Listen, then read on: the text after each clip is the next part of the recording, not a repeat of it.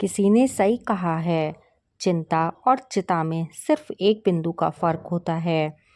इस दुनिया में कुछ लोग बेवजह चिंता करते हैं, बिना किसी कारण के ही अपने आप को और अपने मन को परेशान करते रहते हैं। चिंता हमें बीमार कर देती है। एक गांव में एक किसान था जिसे एक बहुत बुरी आदत लग चुकी थी और वह आदत थी बेवजह चिंता करने की। वो हर समय किसी ना किसी चीज़ की चिंता करता ही रहता था।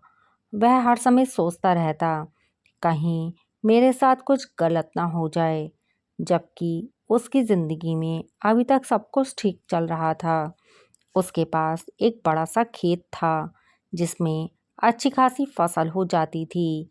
खेती करने के 2 बैल भी थे और एक अच्छा बड़ा घर था।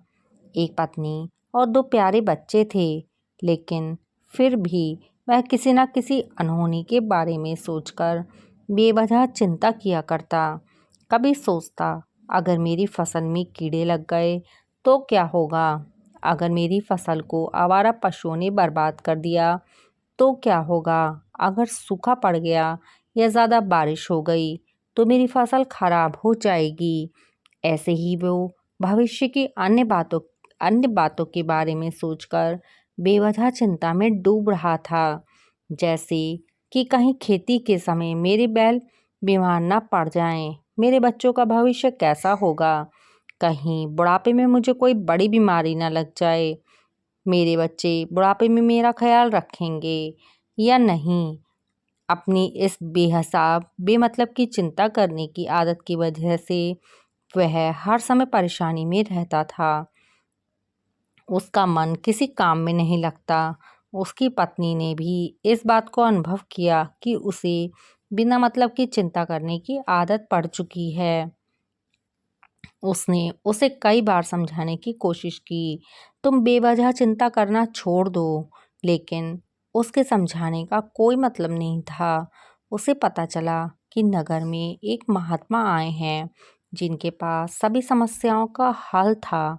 फिर एक दिन बौद्ध भिक्षु के आश्रम में किसान और उसकी पत्नी ने अपनी सभी समस्याएं बौद्ध भिक्षु के सामने रख दी। किसान ने कहा, महात्मा, मैं हर समय किसी न किसी चीज़ की चिंता करता रहता हूँ। मैं ज़्यादातर उन बुरी चीज़ों के बारे में सोचकर चिंतित होता हूँ जो अभी तक मेरे साथ में हुई भी नहीं हैं। किसान की इस समस्या को सुनने के बाद बौद्ध भिक्षु ने कहा, ठीक है, दोनों कल सुबह आना, फिर मैं तुम्हें तुम्हारी समस्या का समाधान बता दूंगा। अगली सुबह जब किसान और उसकी पत्नी बौद्ध भिक्षु के आश्रम में आए तो उन्होंने देखा कि बौद्ध भिक्षु बहुत ही चिंतित अवस्था में जमीन पर आलती पालती मारकर बैठे हुए हैं।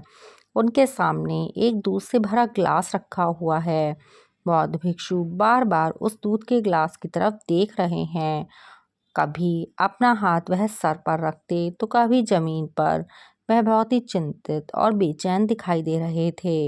यह देखकर किसान ने कहा, महात्मा जी, आप इतने परेशान क्यों लग रहे हैं? आपके सामने दूध रखा है, आप इसे पी क्यों नहीं लेते? महात्मा जी बोले, मुझे चिंता हो रही है, कहीं इस दूध को बिल्ली ना पी जाए या फिर मैं कहीं जाऊं तो क्या पता यह दूध कहीं गिर जाए। मैं दूध को पीना तो चाहता हूँ, लेकिन मेरा मन भी नहीं है। मैं तो यही सोच रहा हूँ, अगर यह दूध खराब हो गया या कोई गंदी चीज़ इसमें पड़ गई तो क्या होगा? इतना सुनकर किसान जोर जोर से हंसने लगा। किसान ने हंसते हुए कहा, इसमें क्या चिंता करने वाली बात है? यह दूध ही तो है। अगर बिल्ली ने गिरा दिया या खराब हो गया या किसी ने इसे पी लिया तो क्या हो जाएगा? आपको यह दोबारा मिल जाएगा और वैसे भी इस बारे में आपकी चिंता करना बेकार है। ना तो अभी इसे बिल्ली ने गिराया है, ना ही अभी ये खराब हुआ है और ना ही अभी इसे किसी ने पिया है, और हो सकता है कि भविष्य में भी ऐसा ना हो। किसान के मुंह से यह बात सुनकर बौद्ध भिक्षु मुस्कुराए और बोले, मैं तो तुम्हें यही समझाने का प्रयास कर रहा हूँ कि भविष्य की उन घटनाओं की चिंता करना व्यर्थ है जो हमारे साथ अभी हुई भी नहीं हैं और बहुत बड़ी संभावना है कि वो कभी होंगी भी नहीं, या अगर हो भी गईं तो जिस चीज़ को तुम एक बार हासिल कर सकते हो उस चीज़ को तुम दोबारा भी हासिल कर सकते हो। अगर नहीं कर पाए तो कोई बात नहीं, क्योंकि समस्याओं के आने के साथ ही हमें उन समस्याओं के सामना करने की हिम्मत भी अपने आप आ जाती है। यह बात सुनने के बाद किसान को लगा कि जैसे किसी ने उसके गाल पर थप्पड़ मारकर उसे नींद से जगा दिया हो। उसने महसूस किया कि वो भी तो यही गलती कर रहा है। वो भी तो भविष्य की उन घटनाओं के बारे में सोचकर चिंतित हो रहा है जो अभी तक घटी भी नहीं हैं और शायद कभी घटेंगी भी नहीं।